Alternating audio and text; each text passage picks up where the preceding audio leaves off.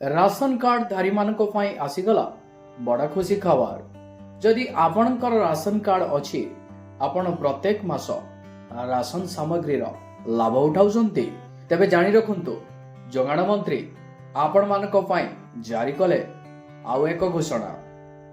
आसंतु संपूर्ण अपडेट जानिबा ता पूर्वरु वीडियो को लाइक करी चैनल को सब्सक्राइब करनथिले चैनल को सब्सक्राइब करी पाखरे थिबा बेल आइकन को क्लिक कर दियंतु जहा की न्यूज आर्टिकल रे अपडेट रही।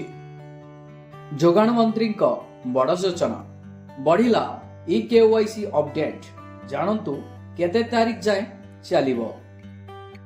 जोगाण मंत्री कृष्णचंद्र पात्र केवाईसी को नहीं गुरुवार एक बड़ सूचना देइचंती।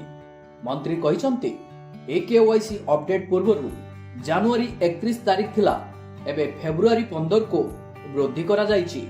किछि लोक केवाईसी करि नथिबारु वृद्धि पाई दाबी करथिले। एहाकु विचार करी सरकार एपरी निष्पत्ति नैछंती बोली मंत्री महाशय कहिसंती। राज्य रे 2,94,68,864 जन केवाईसी प्रक्रिया संपादन करि सारिछंती। राज्य बाहरु 1,59,300 जन केवाईसी प्रक्रिया करिसंती जहाँकि एबे हिताधिकारी जांच प्रक्रिया चली।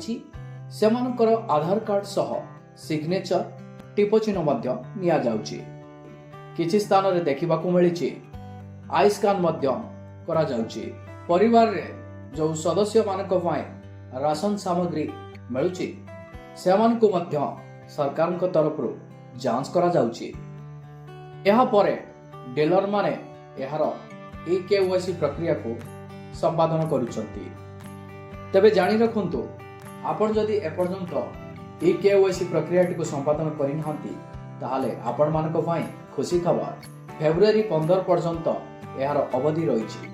एहारी भितरे आपण निजर केवाईसी प्रक्रिया संपादन करबा सहित आपणक परिवार कौनसी सदस्यंकर जदि केवाईसी प्रक्रिया बाकी अछि आपण मध्य एही अवधि मध्य करि परिबे।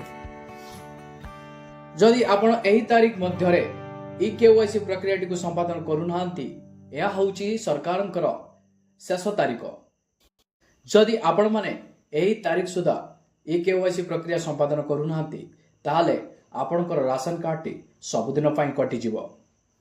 राशन कार्ड कटि गले आपण माने जानिथिबे सरकारंक तरफरु जहा भी सब योजना रहिछि आपण माने सेतिरे संपृक्त होई परिबेनी जहा फल रे आपण अनेक सारा समस्या रे मध्य सम्मुखीन हेबे।